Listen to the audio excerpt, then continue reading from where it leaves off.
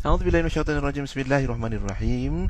Alhamdulillahirabbil alamin wassalatu wassalamu ala asyrafil anbiya wal mursalin wa ala alihi wasahbihi ajmain. Assalamualaikum warahmatullahi wabarakatuh. Selamat bersiaran live IG, Instagram Islamic Relief Malaysia. Dengar tak yang sedang follow ni? Kalau dengar, bagi tahu anda sedang mendengar dengan jelas dan terang. Dan insyaAllah malam ni kita ada live kita dengan Ustaz Syahrizan Daud At-Turabi. Yang tengah follow tu, bolehlah bagi tahu anda sedang follow dari mana, di mana, bagaimana, dengan siapa. Dan insyaAllah apa yang kita boleh buat sama-sama, kita akan bawakan ataupun kita share kejap lagi dengan Ustaz Syahrizan. Sebab kita malam ni kita nak cerita tentang Isra Miraj, yang mana kita nak tahu sikit macam mana kisahnya. Apa Al-Anas kan saja je. Suara jelas terima kasih. Ni sepohon kayu yang lirik mana satu ni? Al-Anas. Kan ada yang baru yang apa tu, orang duk viralkan di Chronicle tu, tentang vaksin, tentang dos apa semua, apa pun semua kita ikhtiar, kita buat yang terbaik lah kan, untuk elak wabak, elak sahabat ataupun keluarga kita daripada diuji dengan COVID-19 ni. Apa pun kejap lagi insyaAllah kita nak mulakan dengan Ustaz Syahrizan Daud At-Turabi, yang mana macam kita sebut tadi lah, kita nak bawa cerita tentang Isra Mi'raj, penghayatannya, dan apa yang boleh kita belajar bersama Al-Fadhil Ustaz Syahrizan Daud At-Turabi. Ustaz, dah request ke Ustaz? Ana ni confused. Kita ni duk ingat apa nama kita yang nak request kat Ustaz, tiba-tiba kita pula yang kena live dulu rupanya. Okey lah, tunggu je lah macam mana. Dan boleh juga ikuti macam mana kita boleh membantu dan berkongsikan keprihatinan bersama Islamic Relief Malaysia. Okey, terima kasih si Zafira dan juga Sis Mia yang bantu kita untuk live kita malam ni. Assalamualaikum Ustaz. Waalaikumsalam warahmatullahi. Ya Robby, kita dah ingat Ustaz yang nak live dulu. Tunggulah sekali. Dia tunggu kita tunggu dia. Macam tak baca iklan ni. Ya. Tapi macam best juga kalau Ustaz yang start dulu, nanti kita sama-sama je juga live kan. Oh, okey. Tak apa, yang penting dapat dah live dah ni. Apa pun, sihat Ustaz? Alhamdulillah, Pian, apa khabar? Macam ni lah, Alhamdulillah. Dekat ya mana? Allah. Kat rumah. Kat rumah, insyaAllah. Sebab sebelum ni kan belakang hitam, sebab sebelum ni dapat idea dari Ustaz lah. Ustaz macam ada satu time tu Ustaz guna background hitam juga kan? Betul. Orang kata nak bagi nampak striking lah siapa yang jadi foreground kat depan tu. Tak adalah, orang kata kalau background hitam ni nak bagi nampak kurus. Tak kurus pun.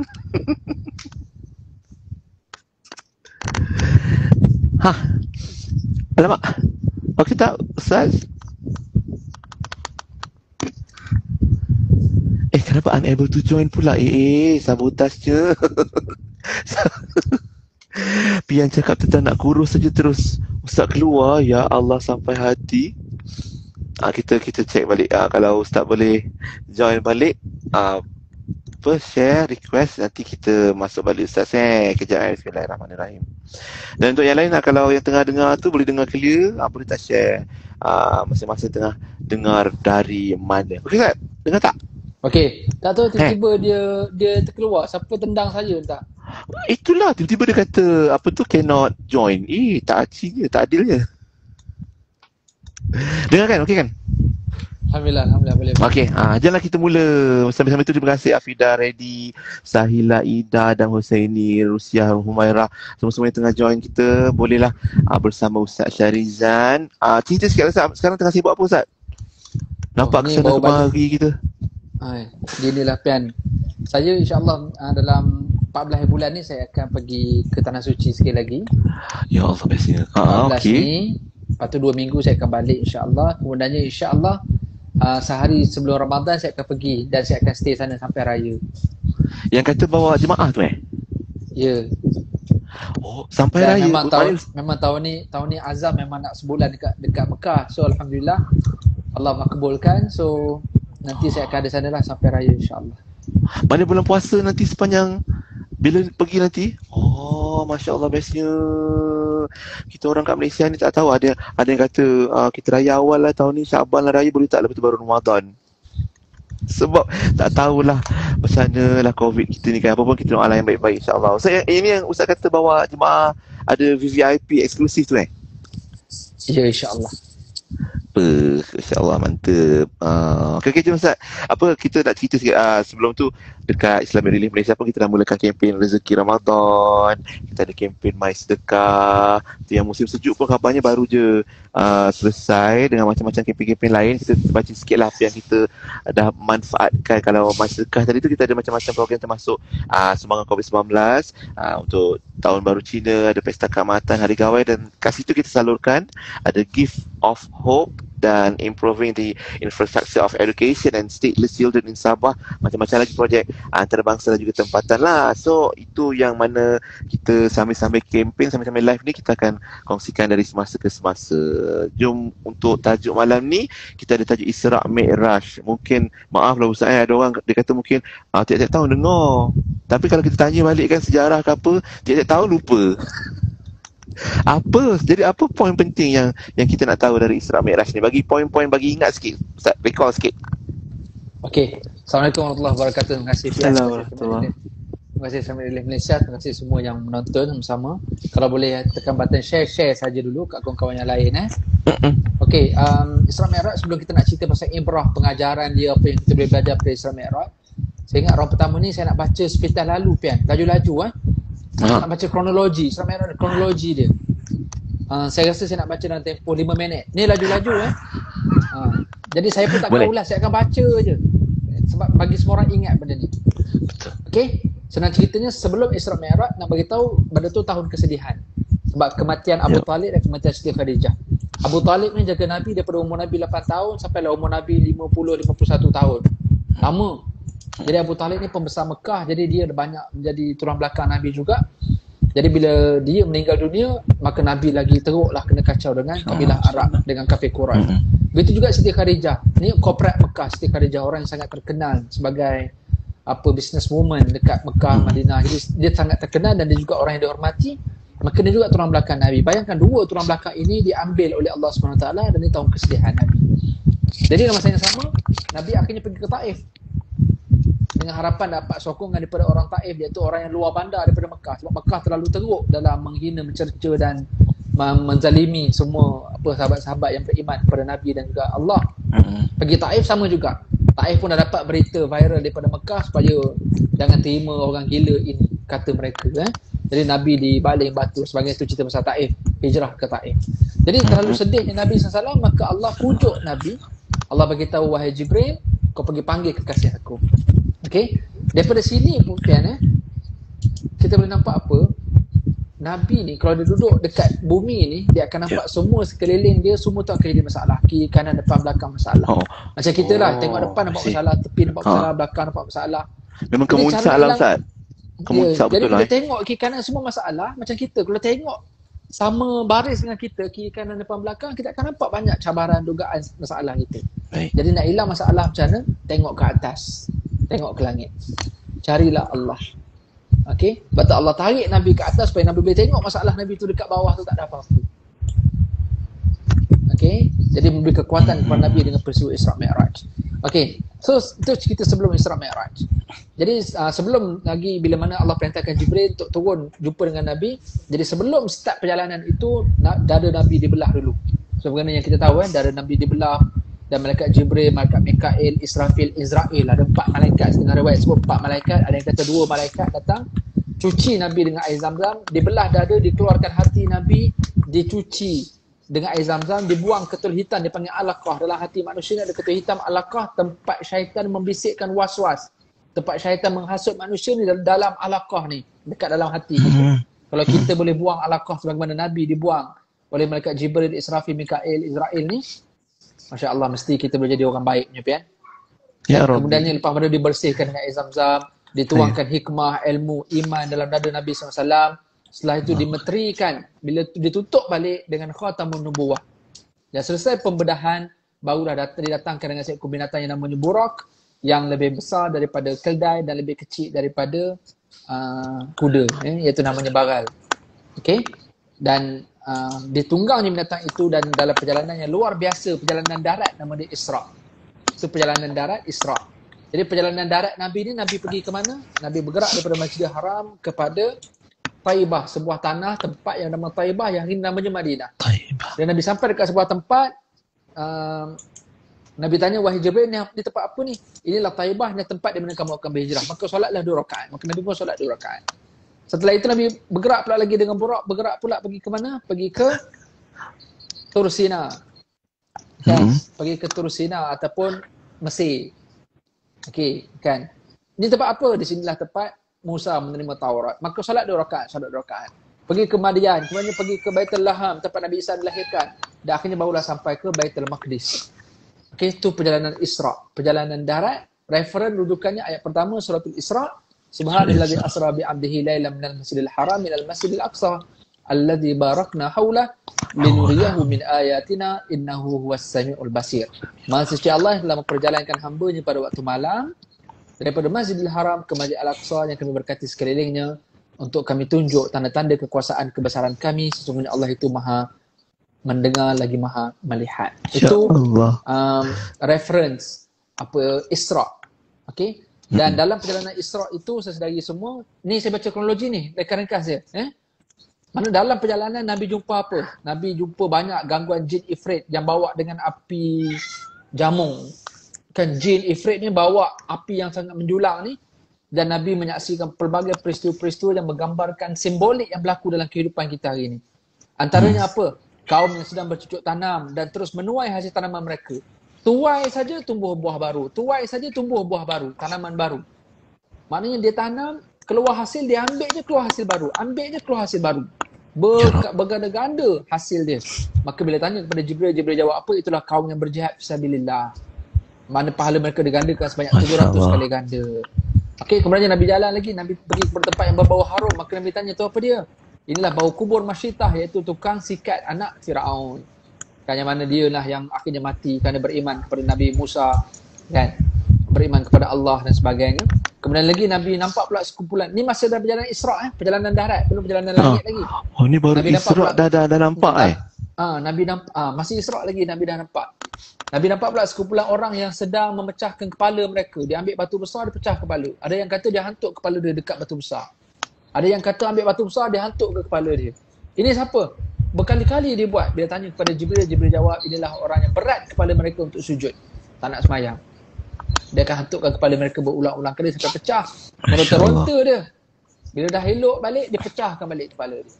Ada pula orang yang menutup kepala mereka depan belakang dengan secipis kain je. Mana kepala depan, kepala belakang ditutup sikit je dengan secipis kain. Dan mereka dihalau seperti binatang ternakan. Berlari lintang pukang orang ni. Ada yang makan bara api daripada batu neraka Jahannam. Maka kata Jibril, itulah orang yang tidak keluarkan zakat. Yang tak nak sedekah, tak nak keluar zakat. Yang kedekut ni lah senang ceritanya. Ada pula satu kaum lelaki perempuan yang makan daging mentah yang busuk. Sedangkan ada daging yang masak, daging yang bersih, daging yang elok, tapi tak nak makan. Kata Jibril, itu lelaki perempuan yang melakukan zina, sedangkan dia ada suami isteri. Ada daging halal, dia pergi cari pula daging haram. Ada lelaki yang berenang dalam sungai darah dan dilontarkan batu. Kata Jibril, itu orang yang makan riba. Ada lelaki yang menghimpunkan sebekas kayu dan dia tak terdaya memikulnya. Dia bawa kayu atas belakang ni. Kan ada beban. Kemudian dia tambah lagi beban lain. Tambah lagi kayu api lain. Kayu banyak sampai tak larat. Ini orang yang tak dapat menunaikan amanah. Dia tak dapat tunai amanah tapi nak lagi menerima amanah yang lain. Ada satu kaum yang sedang menggunting lidah dan bibir mereka dengan penggunting besi. Berkali-kali dia gunting. Tumbuh balik, gunting, meraung, sakit balik.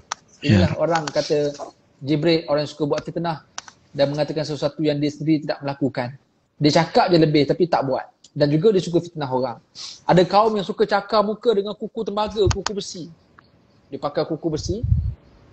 Macam apa kalau cerita cakar muka?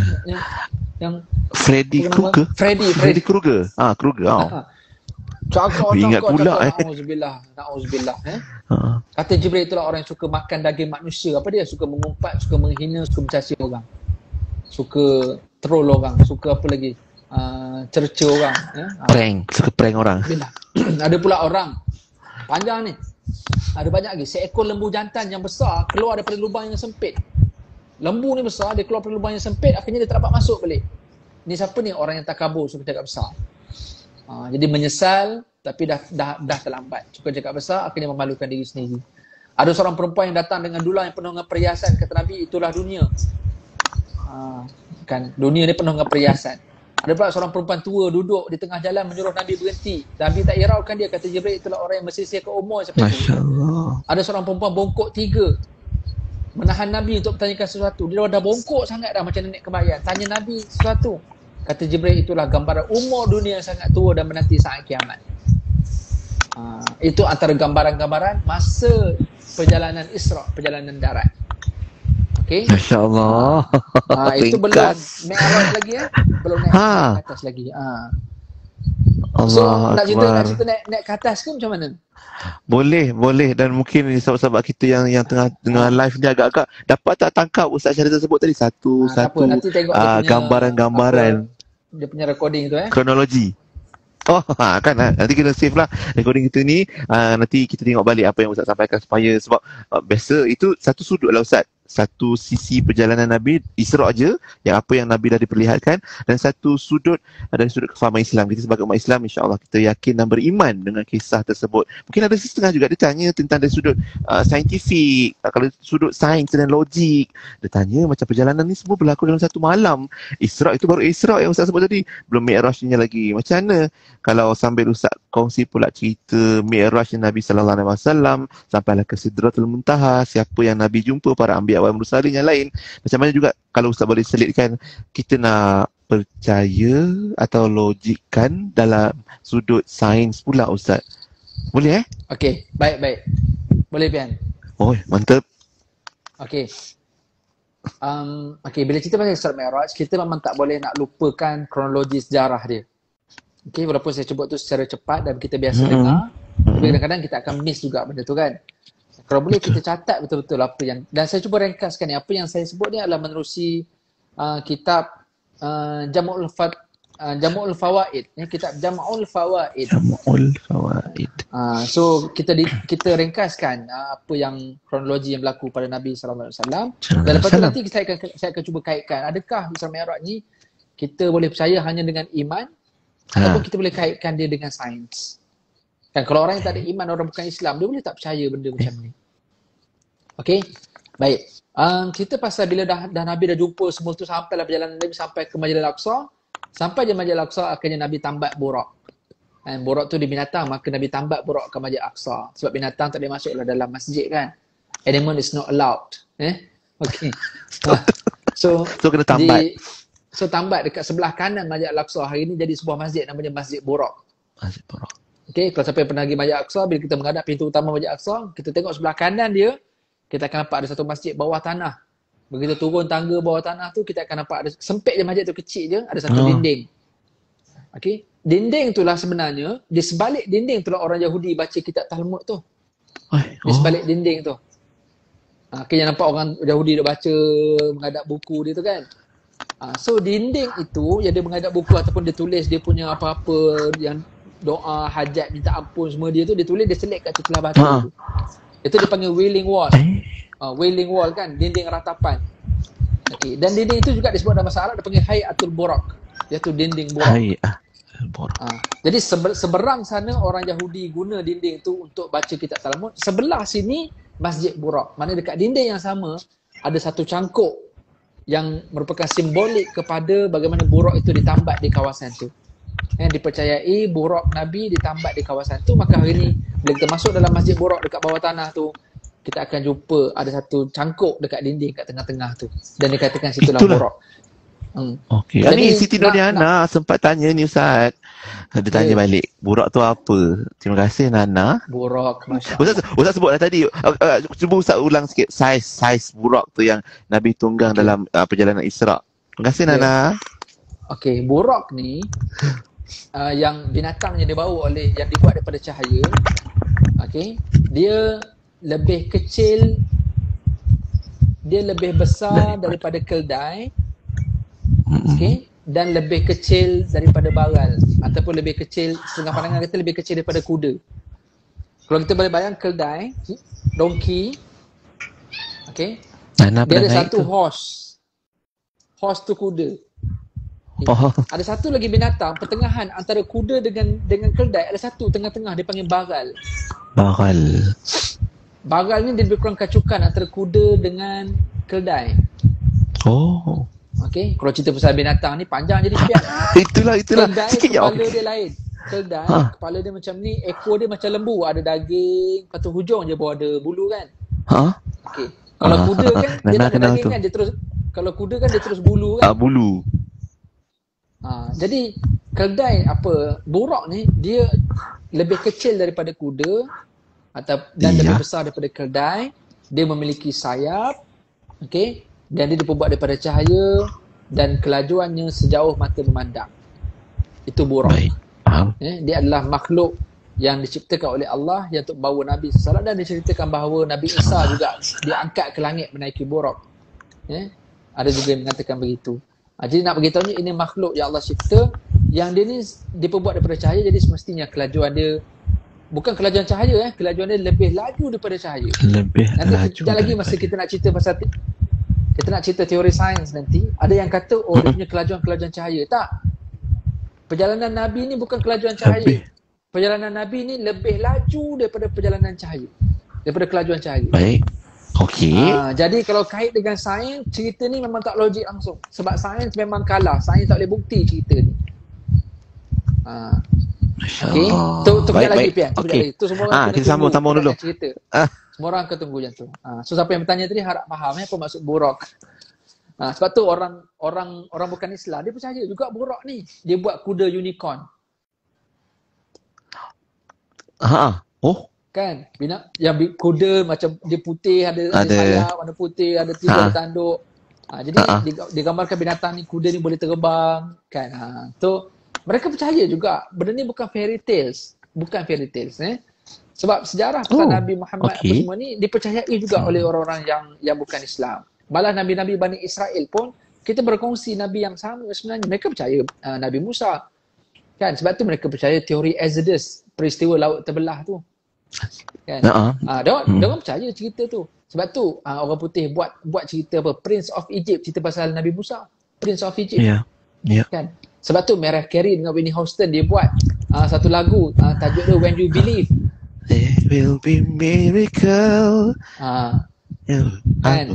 Itulah lagu dia. Nanti Nana boleh jadi Siti Nurhaliana. Cerita pasal laut terbelah. So diorang percaya sebenarnya cerita-cerita, cuma diorang tokok tambah lah, dia ubah dan sebagainya. So begitu cerita Isra Mi'raj, dia mungkin tak ambil semua, tapi dia percaya buraq tu ada. Kan? Dia percaya angel. Bila mana berlakunya cerita Isra Mi'raj, mereka mempercayai tentang malaikat. Lepas tu mereka boleh menggambarkan malaikat tu macam mana. Tiba keras Pian ni. Siapa yang keras ni Ustaz? Alamak. Okey, kita Assalamualaikum. Saya okey tapi dengar suara. Boleh. Okey, baik. On. Okey, so bila sampai dekat Masjidil Aqsa, apa yang berlaku? Nabi tambak buraq, lepas tu Nabi mengimamkan para nabi. Okey, ini pun interesting juga. Nabi mengimamkan para nabi. Okey, kalau kita boleh ingat cerita Nabi solat, kalau kita boleh bayang kubah as-safra, kubah warna kuning yang Dome of the Rock tu. Dan diceritakan bahawa Nabi solat sebelah kanan Dome of the Rock. Sebelah luar. Kalau kita nampak Dome of the Rock hari ni, Dome of the Rock, sebelah luar binaan Dome of the Rock tu ada satu mihrab tu, dia panggil mihrab Nabi. Sebelah luar. Dan dikatakan situlah tempat Nabi solat menjadi imam kepada para Nabi. Jadi dataran Dome of the Rock yang biasa kita nampak, yang baru ni masa musim winter yang kita nampak ada orang Arab tengah main salji tu kan. Sebenarnya dataran inilah yang dipenuhi oleh para Nabi sebelum Nabi dimi'rajkan ke langit. Okey. Masya-Allah. Keseluruhan para Nabi. Maknanya bukan Nabi-Nabi dan Rasul 25 ni, keseluruhan Nabi. Kalau kita percaya 120,000, 123,000, 124,000 Nabi, mungkin semua ini kawasan dataran Masjid Al-Aqsa ni dipenuhi dengan para Nabi. Sebab tu Allah kata allazi barakna haulah, yang kami berkati sekelilingnya. Kan Nabi berkati sekelilingnya. Kerana berkat itu kena tanah tu tanah yang subur, tanah itu dipijak oleh para nabi, tanah tu dah berlakunya Mi'raj, tanah yang sama juga Jibril bersama dengan Nabi. Jadi diberkatinya tanah Palestin ataupun tanah bumi Syam ni. Okey, jom kita baca kronologi sikit Pian. Lepas tu Nabi mengumumkan para nabi, lepas tu Nabi pun mula start naik bergerak ke atas. Okey, yang dekat sinilah juga yang kadang-kadang orang duk cari batu tergantung tu. Kan dikatakan bawah Dome of the Rock tu ada batu yang nak ikut Nabi dan dia akhirnya macam bergerak naik dan akhirnya dia tertinggal di bawah, Nabi dia naik ke atas. Kan? So dia ada pelbagai pandangan ulama lah. Ada yang kata memang batu tu terangkat sikit dan ada yang kata memang batu tu memang asalnya begitulah. Cuma Nabi berpijak di kawasan itu. Kalau hari ni pun kalau kita pergi ke Dome of the Rock, duduk bawah, betul-betul bawah kubah kuning tu, kita akan nampak ada, memang tengah-tengah tu memang ada kawasan batu yang tidak macam batu, hamparan batu. Ya, batu, hamparan batu yang melengkung macam tu. Yang tak disimen apa semua. Keliling tu baru ada kapet. Keliling tu baru tempat orang-orang sembahyang. Kan? So tengah-tengah tu sengaja dibiarkan berpagar dan ada batu. Dan batu tu melengkung. Ada yang kata dia melengkung sebab nak ikut Nabi, ada yang kata tidak. Dia bukan ikut Nabi kalau Nabi saja berpijak atas tu. Dan ada satu tempat atas batu tu, ada macam satu bekas yang dikatakan di situlah tempat Nabi pijak. So kalau tengok ada bekas tu dan dipercayai dan dikatakan di dalam itu ada tapak kaki Rasulullah SAW. Wallahu a'lam. Cuma nak bagi tahu juga di bawah batu tu juga ada satu lubang macam gua. Kita boleh turun tangga bawah batu tu dan kita akan nampak batu tu atas kepala kita lah. Jadi kalau kita ambil gambar, nampak macam batu tu tergantung kat atas kepala lah. Sedangkan kita masuk di bawah batu. Okey, so tak adalah isu cerita kita pergi sana nampak batu tergantung bawah tak ada apa-apa. Tak ada InsyaAllah lepas raya pergi nanti baru tahu. Ya, insyaAllah nanti trip kita lepas raya nanti insyaAllah kita pergi Palestin pula. Ramai kita tanya tu bila Ustaz kan. Saya Alhamdulillah dah kali ke-5 dah kot saya dah masuk ke Masjidil Aqsa. Allah rezekikan untuk dapat sampai ke sana. Dan kita boleh tahulah mana lokasi-lokasi yang diceritakan dalam riwayat-riwayat tempat berlakunya peristiwa Isra Mi'raj. Okey, so Nabi naiklah daripada Masjidil Aqsa, Nabi naik ke langit. Maka Allah datangkan Sulamul Jannah ataupun dipanggil Mi'raj, tangga yang indah daripada syurga. Rasulullah dan Jibril naik ke atas tangga pertama dan terangkatlah ke pintu langit dunia. Dia panggil pintu Hafzah. Maknanya bukan sebarangan orang boleh naik melepasi langit ni, sebab nak lepas tu perlukan daya yang sangat kuat kan. Sebab tu guna roket pun kadang-kadang roket boleh meletup sebelum sampai tu kan. Bukan senang tekanan dia apa semua lagi tu. Tapi Nabi boleh pergi dan melepasi. Terangkatnya pintu langit dunia dipanggil pintu Hafzah. Maka langit pertama Rasulullah dan Jibril masuk langit pertama berjumpa dengan Nabi Adam. Okey. Dan dekat situ Nabi nampak orang yang makan riba dan makan harta anak yatim, dan Nabi melihat orang yang berzina yang mana rupa dan keluarga mereka sangat hodoh dan buruk. Maka penzina lelaki bergantung pada susu penzina perempuan.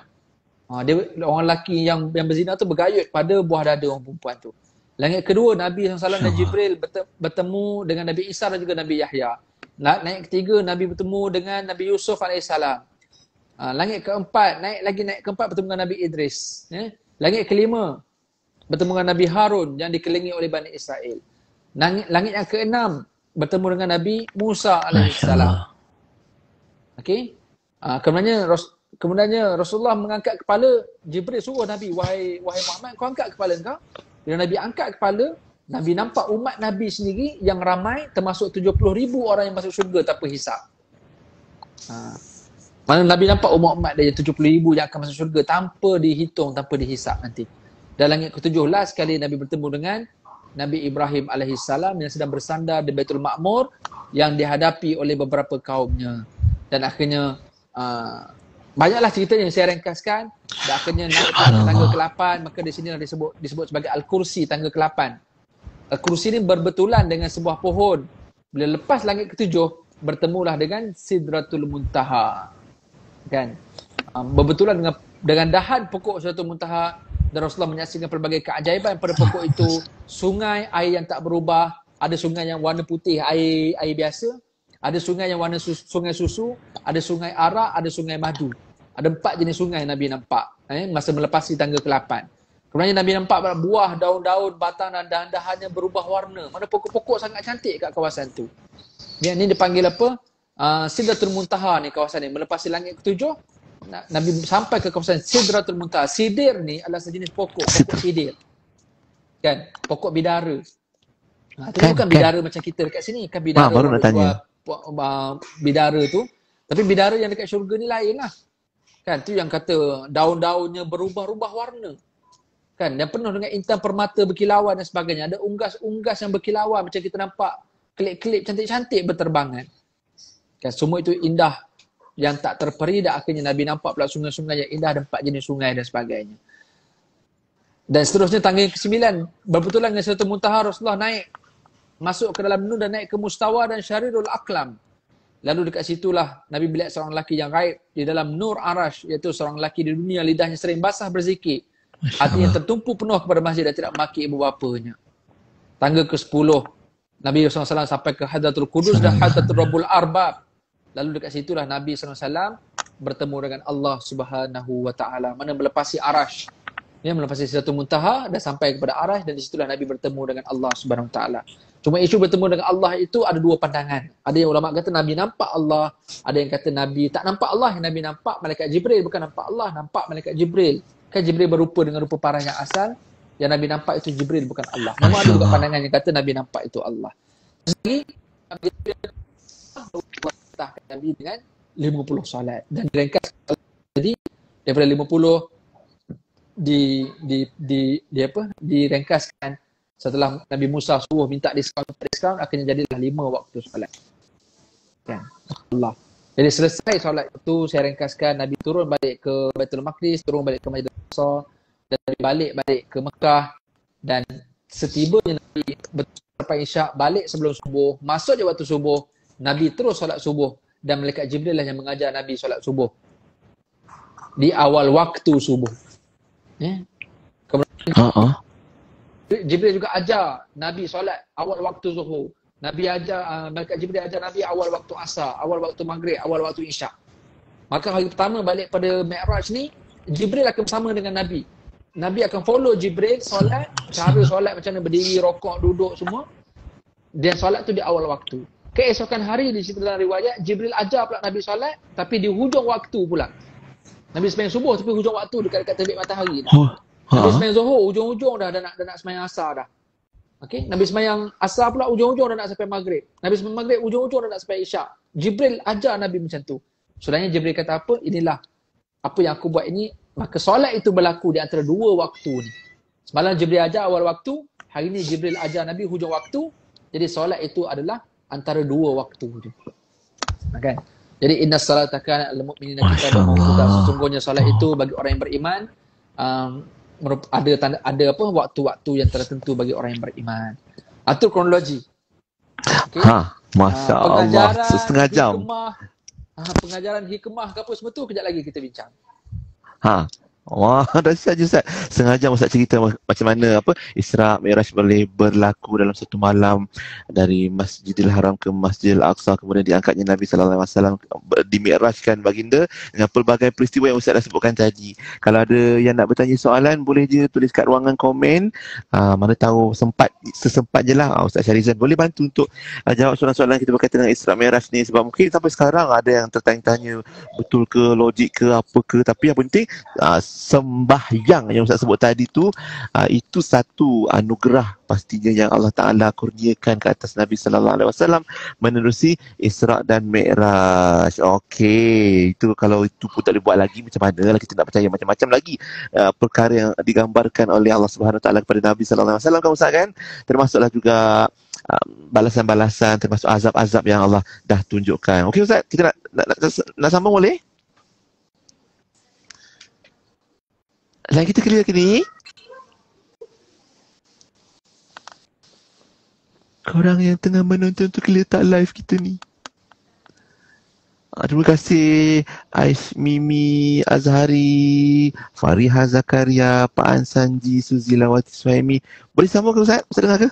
Boleh.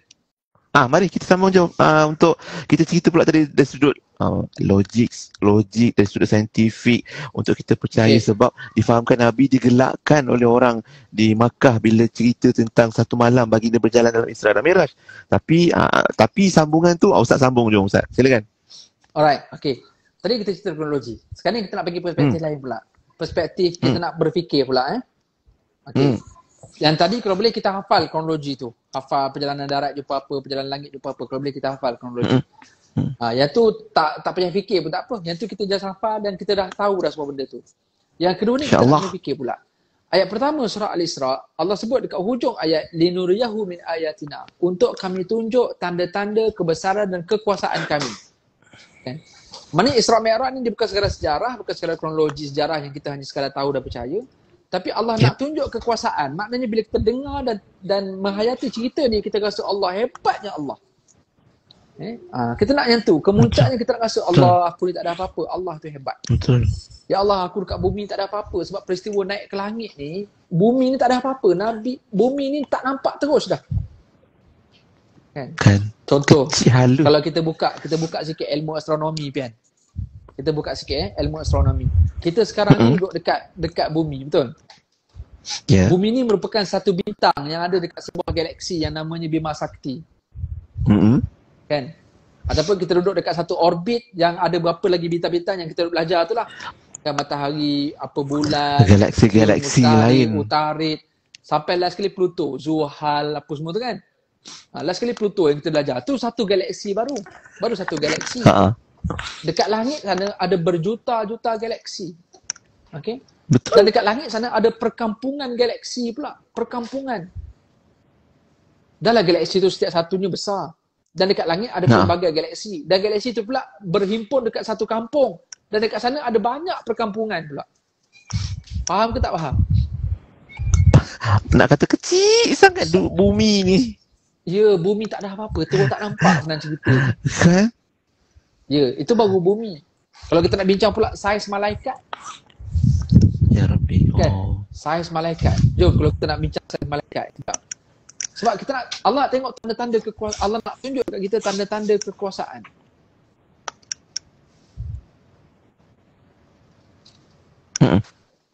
Dengar ke tak? Dengar. Sebab saya suspend bila tengok. Bila gambar Pian mata tutup tak terbuka tu saya suspend.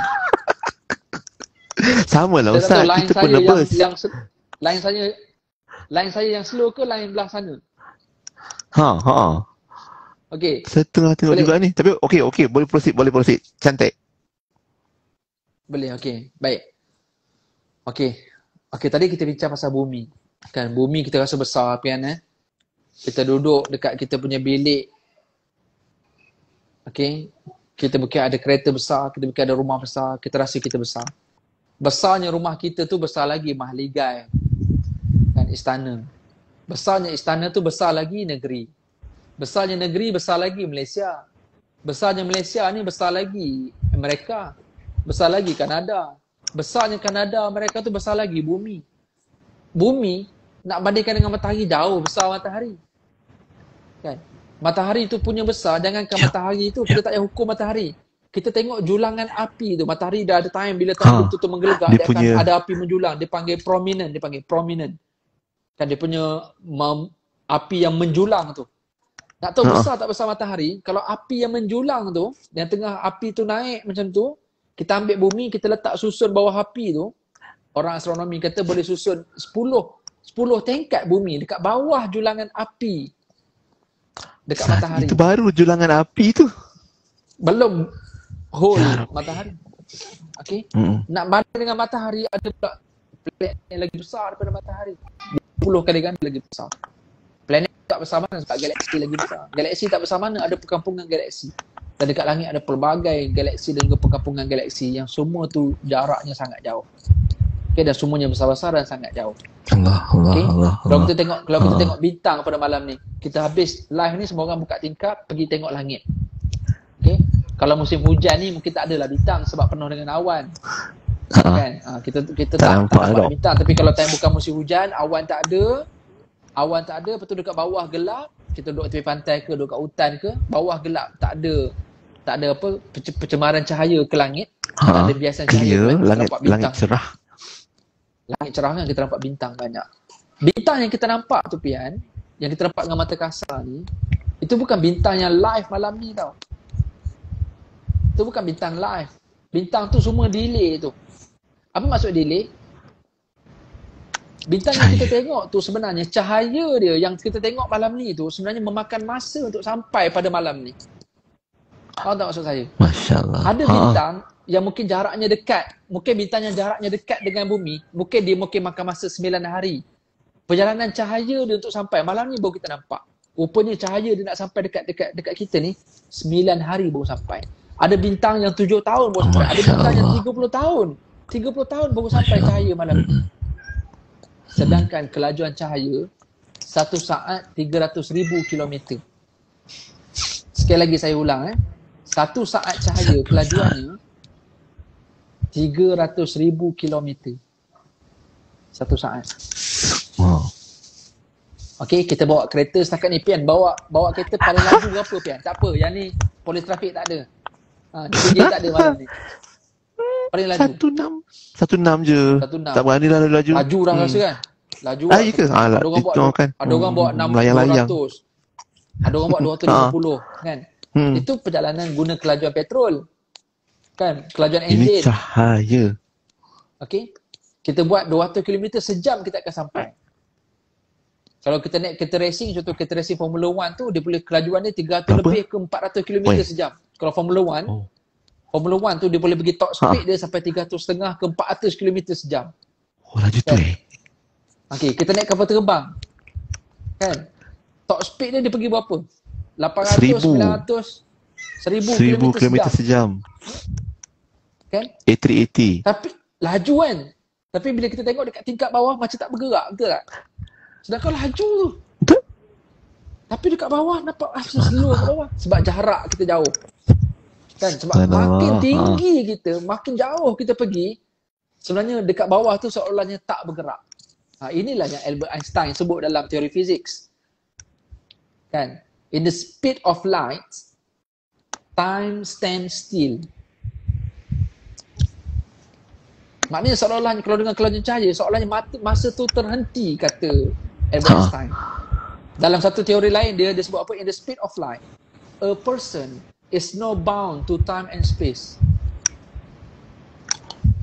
Dalam kelajuan cahaya, masa dan tempat. Seseorang itu tidak akan ada sempadan masa dan ke tempat. Okey? Kalau kita naik kelajuan kapal terbang yang punya laju 1000 km sejam, ya Allah, laju tu. Kita nampak dekat bawah macam tak bergerak je. Jadi Nabi ni, kelajuan Nabi lebih laju daripada cahaya. Sebab tu saya nak buat perbandingan dengan bintang tadi. Bintang yang ada cahaya tu, kelajuan cahaya 1 saat 300,000 km. Tapi kerana jarak bintang tu terlalu jauh, dia memakan masa untuk sampai ke bumi. Tak payah bintang-bintang yang jauh lah Pian. Ni matahari yang kita tengok ni. Matahari ni masih duduk dalam kita punya orbit yang sama. Kan? Masih duduk dalam galaksi yang sama kita punya matahari ni. Tak payah tengok galaksi lain lah, galaksi kita ni, Bima Sakti ni. Matahari duduk dalam tu. Walaupun matahari tu duduk dalam tu, jaraknya lebih kurang berapa juta kilometer daripada bumi. Saya lupa dah berapa juta tah. Lupa benda tu. Boleh Google. Jarak bumi dengan matahari. Okey, berapa juta kilometer. Kita boleh nampak matahari kan? Kita tak boleh nampak planet-planet lain tu, kena guna teleskop baru kita nampak. Tapi matahari kita still boleh nampak dia direct. Sebab matahari dekat dengan kita. Dekat-dekat pun baru berjuta kilometer jugalah. Still kita boleh nampak. Oleh kerana jarak matahari tu berjuta kilometer daripada bumi, cahaya matahari yang punya terang cahaya matahari tu memakan masa 8 minit untuk sampai dekat kita. Contoh, maknanya kalau Pian tengok matahari pukul 12, sebenarnya matahari pukul 12 tu adalah 8 minit sebelum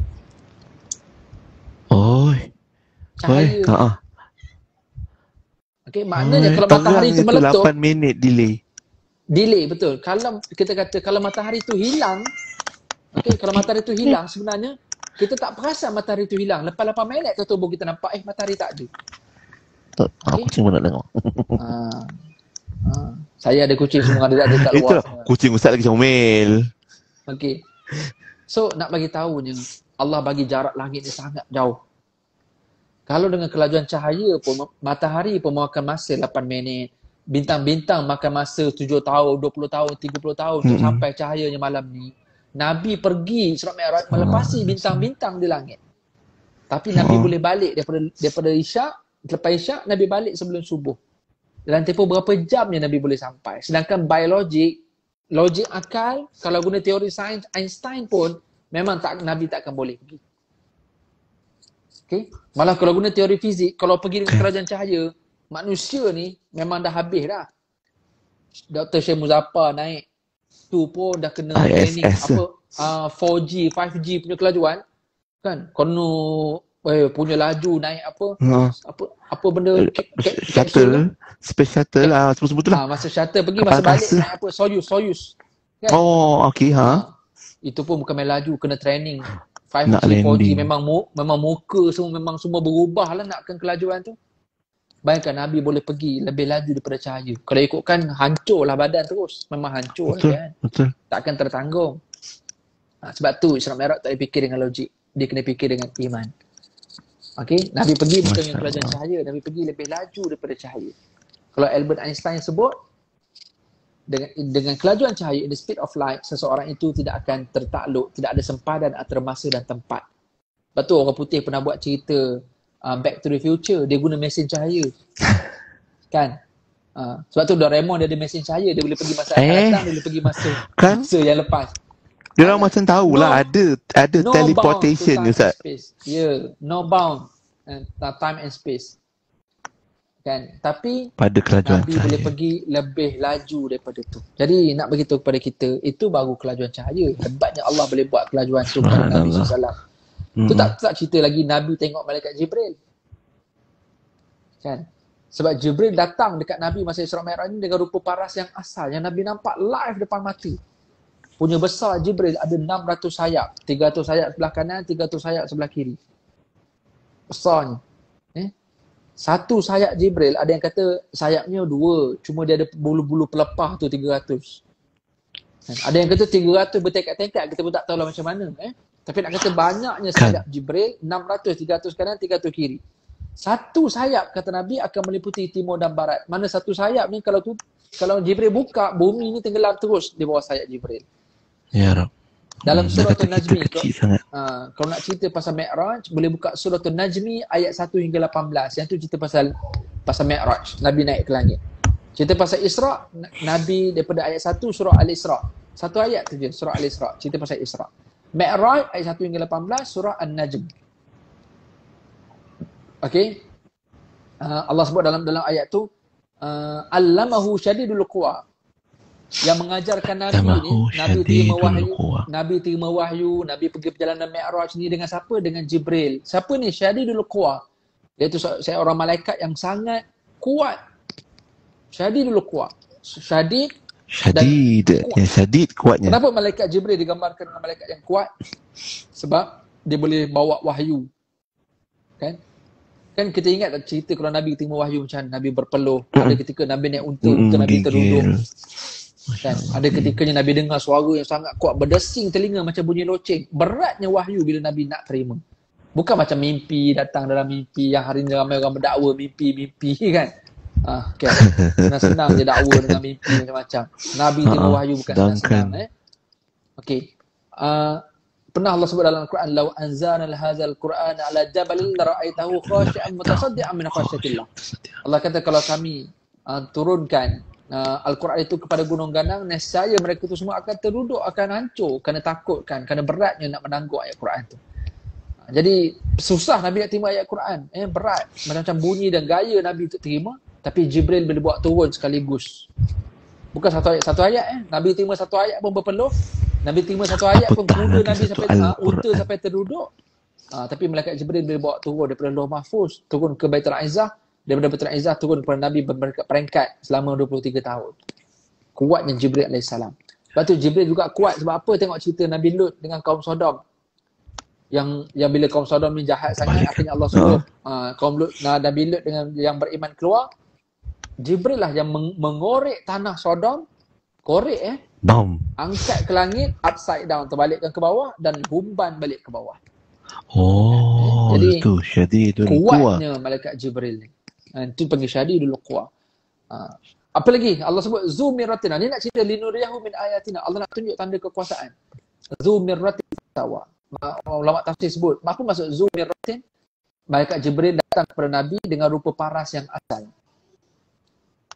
Okey. Fastawa, dan dia stay depan malaikat Jibril, dia stay depan Nabi, dia zahirkan secara live depan Nabi. Itu dia panggil fastawa. Dan Allah sebut wahwa bil ufuqil a'la. Ketika tu Nabi boleh tengok Jibril sebesar-besar ufuk yang tinggi. Ufuk ni Pian, kita nak gambar macam mana ya? Macam kita duduk di tepi pantai. Bayangkan duduk tepi pantai, kita nampak tak satu garisan lurus dekat tengah-tengah tu? Ujung pantai tu. Ujung pantai kan? Nampak lurus je. Itu ufuk. Tu ufuk kan, dia punya horizon. Kan horizon kan? Okey. Ni contoh lah, bayangkan kau nak faham ufuk tu apa. Okey kan? Kita duduk di pantai, kita nampak satu garisan lurus, kita nampak ada kapal, kecil kapal kat ujung tu kan. Betul hilang. Kapal tu besar. Kapal tu besar betul kan? Bila datang kat kita, kapal tu besar. Tapi bila duduk kat ujung tu kecil. Bayangkan Nabi boleh nampak Jibril sebesar-besar ufuk. Timur dan barat tu penuh Jibril. Bayang Masya Allah. Masya Allah. Kan? Kapal kalau datang dekat kita ni besar tali kapal je. Lagi besar tali kapal Ustaz. Tapi bayangkan kapal duduk dekat ufuk, kapal tu kecil sangat. Bayangkan Nabi tengok Jibril sebesar-besar ufuk. Dahsyat Summadana fatadalla, kata Allah dalam surah An-Najmi. Kemudian Jibril mendekati Nabi, dekat, ibarat satu atau dua anak panah. Busur panah. Busur panah mungkin lebih kurang dalam 1 meter lebih panjang dia. So Nabi dengan Jibril ni lebih kurang semeter setengah je jarak Nabi dengan Jibril. Jibril mendatang makin dekat kepada Nabi, dan diceritakan dalam tafsir bila dia makin dekat akhirnya Jibril berupa dengan rupa manusia lah. Kalau makin dekat Nabi nak tengok macam mana Jibril besar kan. Nabi dapat tengok kaki, dapat tengok kaki. Jadi bila makin dekat Jibril akan jadi manusia. Biasanya Jibril akan jadi manusia, dia akan berupa dengan seorang sahabat namanya Dihyah. Nama sahabat tu Dihyah. Dihyatul Kalb. Saya ni terlalu banyak cakap ke Bian? Taklah Ustaz, kita tengah dengar dengan terpesona dengan cerita ni. Memang kena dengar selalu. Tapi sambil-sambil itulah sebab kita yang tengah join live kita ada pin komen kat situ yang kita sebut tadi, kempen My Sedekah Islamic Relief Malaysia, ada nombor akaun CIMB, itu CIMB Islamic Relief Malaysia. Jomlah sambil-sambil menyumbang, sambil-sambil kita sedar diri ni. Macam Ustaz sebut tadi lah kan, linuriyahu min ayatina, Allah tunjukkan kuasa Allah Ta'ala yang maha kuasa. Yang kita ni sangat kecil lah Ustaz. Kita ni bila dengar, kadang-kadang kita tengok orang duk berbangga kereta besar, rumah besar, semua besar, nak ditunjuk-tunjuk kat orang, sedangkan kita ni sekelumit je daripada ciptaan Allah Subhanahu Wa Ta'ala. Jadi macam tadi lah Ustaz cerita, itu baru cerita tentang Sayyidina Jibril sendiri, macam mana kan besarnya Sayyidina Jibril. Lepas tu cerita-cerita lain di sebalik Isra' Mi'raj. Dan sekejap lagi tentang hikmah, kita nak cerita lah apa hikmah kita belajar daripada Allah perlihatkan tanda-tanda kekuasaan Allah Ta'ala. Tadi Ustaz cerita tentang apa? Malaikat Jibril sebesar ufuk. Lain. Dahsyat. Kita dah habis masa ke? Kau okey lagi? Pukul 10 kan? Sebab kita start lambat tadi. 10. Itulah, kita start tadi 15 minit kan? Jibril, besar tak Jibril? Besar sangat. Kan? Sebenarnya ada malaikat yang lebih besar daripada Jibril. Masya Allah. Dalam riwayat diceritakan bahawa ada malaikat namanya Israfil. Israfil ni dia memiliki 600 sayap sebelah kanan, 600 sayap sebelah kiri. Ada maknanya 1200 sayap. Kalau Jibril lagi tadi besar. Kalau Jibril 300 kanan, 300 kiri, 600 sayap. Israfil 600 kanan, 600 kiri, berarti 1200. 1200.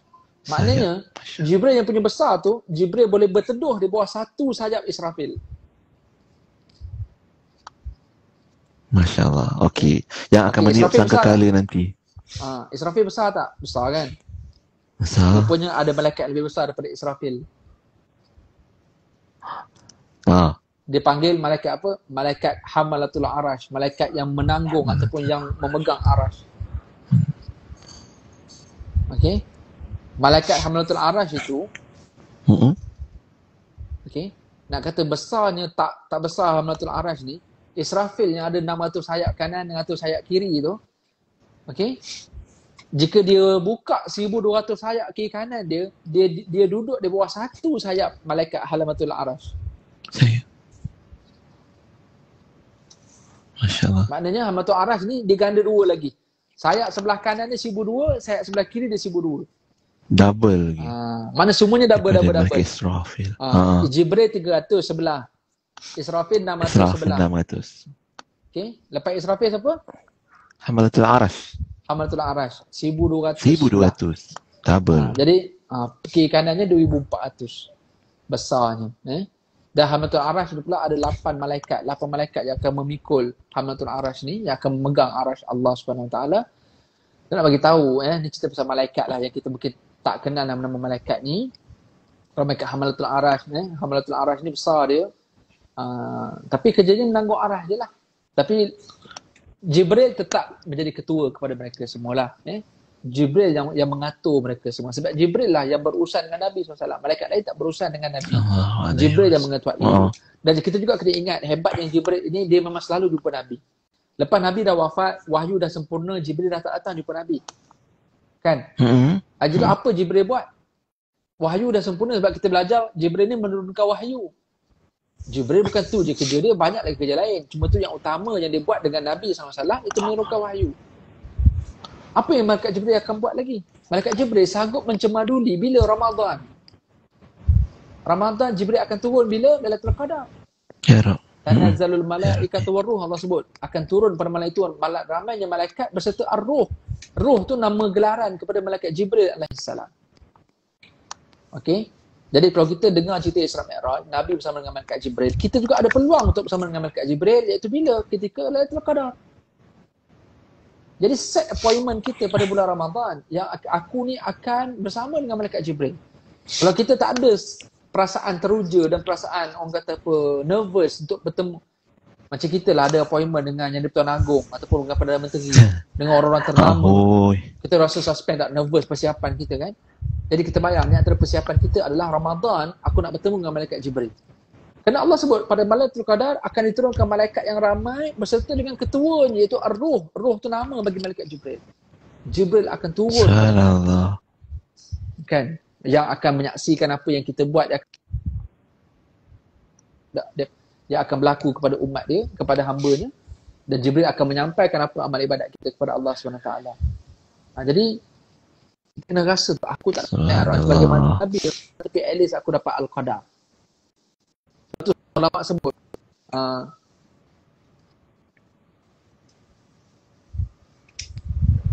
setengah ulama sebut, alamak lain dah mula ini. Boleh ke? Tapi boleh anda dengar, masih dengar lagi clear insya-Allah. Boleh terja. Sufian Amrin, Ustaz, di manakah boleh, kau? boleh. Okey, boleh dah. Ada di sini. Alright, okey. Apa nak cakap? Okey, setengah ulama sebut kemuliaan Isra' dan Mi'raj adalah pada Nabi Muhammad sallallahu alaihi wasallam. Sallallahu alaihi wasallam. Sebab dia dapat Jibril bersama dengan dia. Kemuliaan kita sebagai umat Nabi pula adalah kerana Lailatul Qadar. Dua-dua ni malam, satu malam Isra' Mi'raj, satu lagi malam Lailatul Qadar. Kita Lailatul Qadar dapat bersama dengan Jibril. Jadi kalau kita baca Isra' Mi'raj, kita rasa Nabi dapat naik bersama dengan bertemu dengan Allah. Kita at least Malaikat Jibril turun untuk bertemu dengan kita. Kita tak perlu naik ke atas pun. Malaikat Jibril akan turun kepada kita. Kita bersujud dan berbisik di bumi. Suara kita akan didengar di langit. Kan. Jadi set appointment kita bulan Ramadan nanti insya-Allah. Kan, insyaAllah nampak dahsyat tak sharing kita malam ni. Kita nak cerita tentang Isra' Mi'raj, tapi besar hikmahnya, mulianya umat Nabi Muhammad sallallahu alaihi wasallam yang Allah muliakan menjadi umat Nabi Muhammad pada sebagai penghulu segala anbiya, ustaz kan, Sayyidul Mursalin. Dan dalam masa yang sama kita nanti nak dipertemukan dengan penghulu segala bulan, iaitu Syahrul Ramadan, yang mana kita harap dengan apa yang kita dengar hari ini, bersedialah kita dengan sepenuh rasa rendah diri, rasa kerdil kita di hadapan Allah Subhanahu Wa Taala. Jadi yang malam ni Islamic Relief bawakan ni kiranya nak memberi kesan dalam hati-hati kita. Janganlah duk bongkak sombong dengan apa yang ada, apa yang sementara.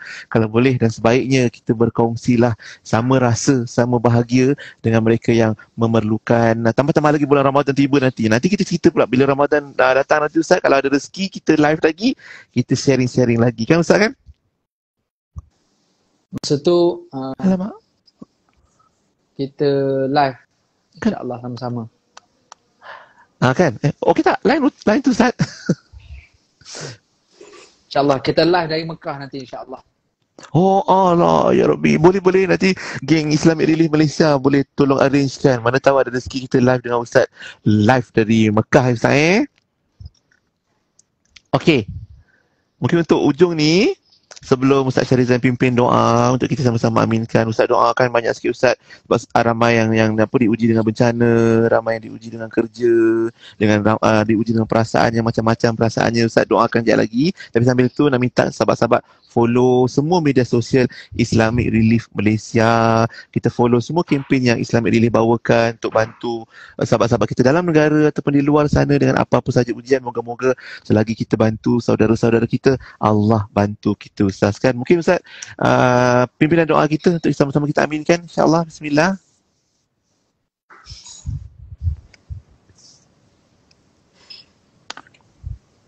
Boleh Ustaz? Kita nak aminkan doa. Okey, boleh ke? Alamak, tadi line boleh? Kurang baik. Okey, sebagai kesimpulan sebelum kita doa, bila mana Nabi SAW kembali saja daripada Mi'raj, daripada peristiwa Isra Mi'raj, akhirnya Nabi dikumpulkan kafir Quraisy ni oleh Abu Jahal, mengumpulkan orang-orang Quraisy Mekah semua untuk nak dengar cerita Nabi ni. Okey, sebab bila mana kebetulan diceritakan dalam riwayat bagaimana Abu Jahal orang yang berjumpa dengan Nabi pada waktu pagi sekembalinya Nabi balik daripada Isra Mi'raj. Jadi pagi esok tu Abu Jahal jumpa Nabi, "Ya Muhammad, kau daripada mana ni? Nampak macam lain macam ni." Kata Nabi, "Aku daripada Baitul Maqdis." Sedangkan pada zaman tu orang Arab bila dengar Baitul Maqdis, mereka tahu perjalanan tu 2 bulan, sebulan pergi, sebulan balik.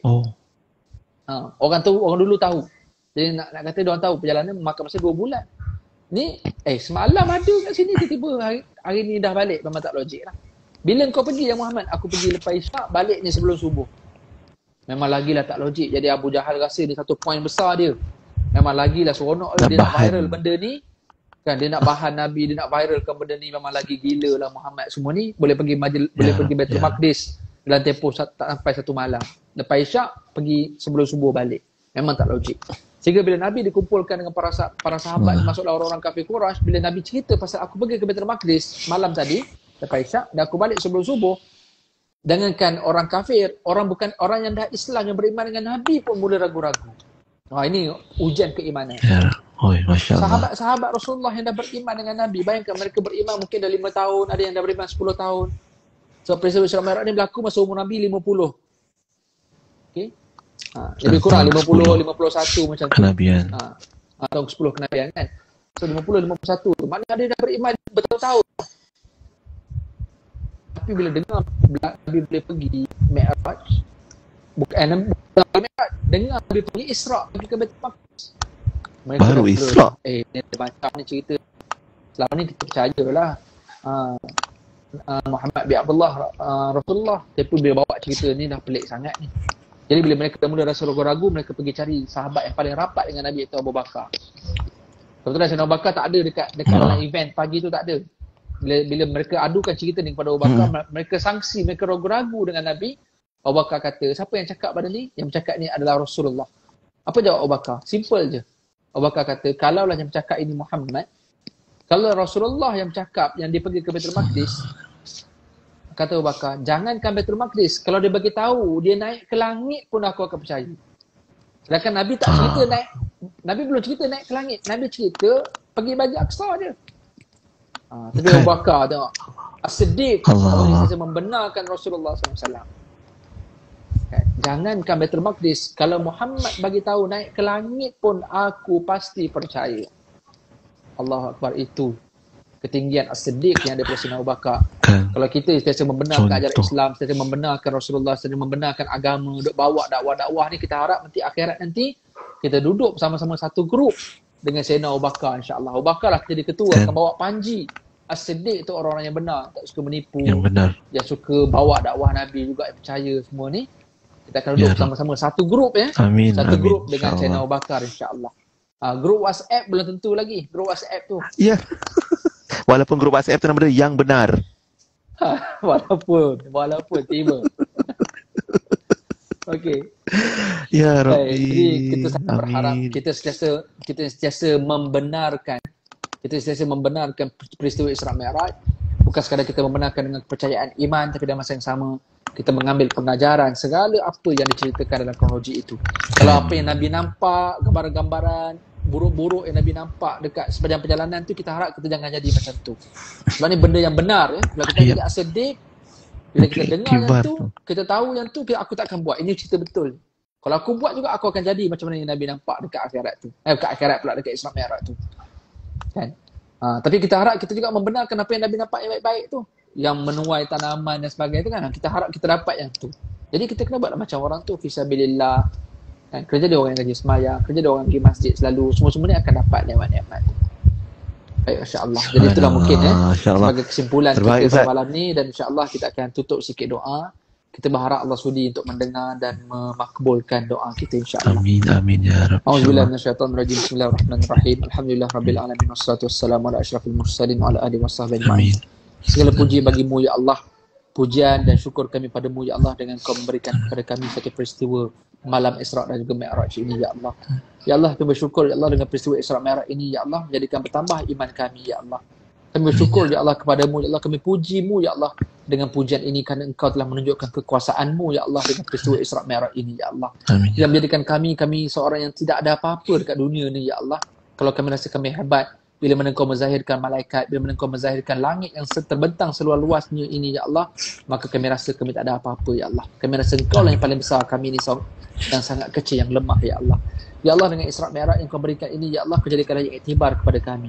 Jadi dekalah kami orang yang sentiasa menjauhi apa yang telah Nabi nampak, keburukan dan azab yang Nabi nampak. Serta jadikanlah kami di kalangan mereka yang Nabi nampak mereka diberikan nikmat di sana nanti ya Allah. Ya Allah, kami mohon juga dengan sempurna Isra Mi'raj ini ya Allah, sebagaimana kekasihmu Rasulullah itu didampingi oleh malaikat Jibril, kami pohon dengan kerendahan hati kami pada bulan Rajab ini ya Allah, agar Kau dampingkan Jibril bersama kami pada malam Al-Qadar pada bulan Ramadan nanti ya Allah. Allahumma barik lana fi Rajab wa Sya'ban wa ballighna Ramadan.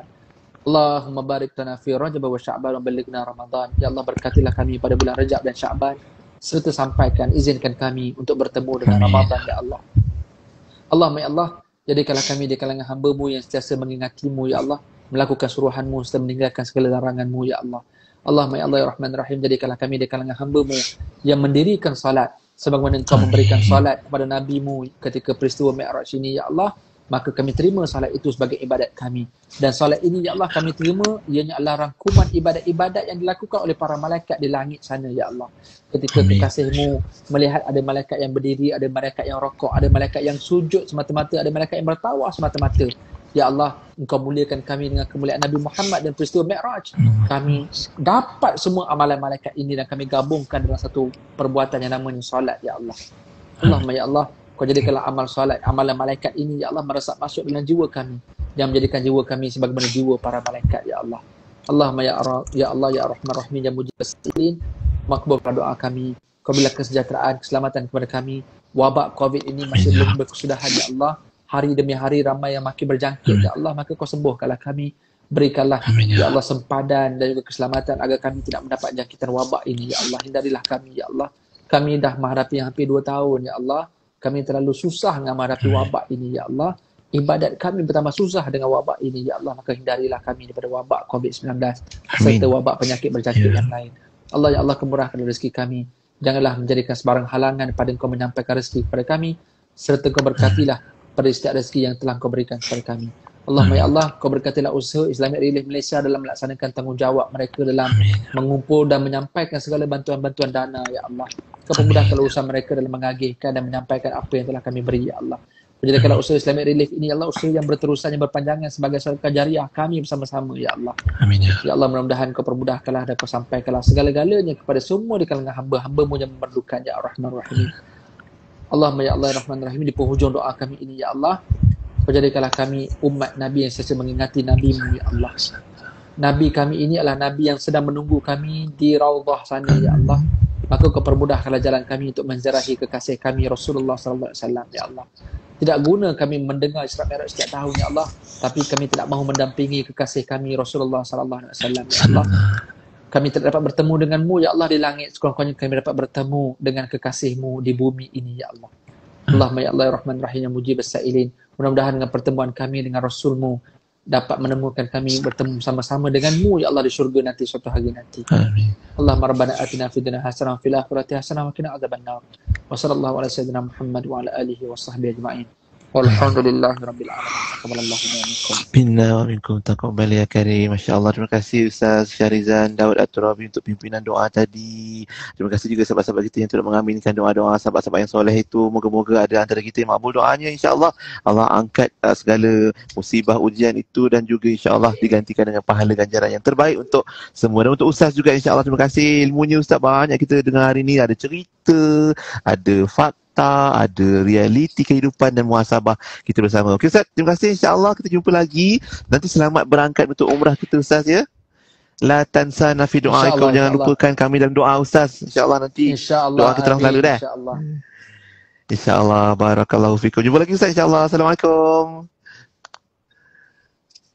Okey, dan untuk yang lain pun boleh follow Islamic Relief Malaysia dekat semua Instagram kita, Facebook, media sosial, termasuk kat Shopee tu, nak shopping, boleh juga bersedekah melalui package yang dibawakan oleh Islamic Relief Malaysia. Cari je eja je betul-betul Islamic Relief Malaysia tu. InsyaAllah jumpa semua akaun tu di media sosial kita. Terima kasih yang join dari awal sampai habis ni, dan insyaAllah kita harapkan dan mohon doa juga lah sahabat-sahabat yang soleh-solehah sekalian untuk semua kempen yang dibawakan oleh Islamic Relief Malaysia ni berjaya mencapai, memberi manfaat kepada mereka yang memerlukan dan juga menyampaikan sumbangan-sumbangan sahabat-sahabat sekalian yang pemurah hati dan budiman. Moga Allah balas dengan sebaik-baik ganjaran, dapat kebahagiaan, dapat kesihatan, dapat ahli-ahli keluarga yang baik, anak-anak yang soleh-solehah, dapat kerja yang bermanfaat dan berkat gajinya insya-Allah, dan juga kehidupan yang bahagia di dunia dan akhirat. Yang penting jangan lupa juga tagline Islamic Relief Malaysia, fikir kemanusiaan, fikir Islamic Relief. Okey, follow dulu Instagram kita dan jumpa lagi. Jaga diri molek-molek insya-Allah. Besok pagi jumpa wapian dekat Radio IKIM yang penting, dan juga semua misi-misi atau kempen Islamic Relief Malaysia. Jaga diri. Assalamualaikum warahmatullahi wabarakatuh.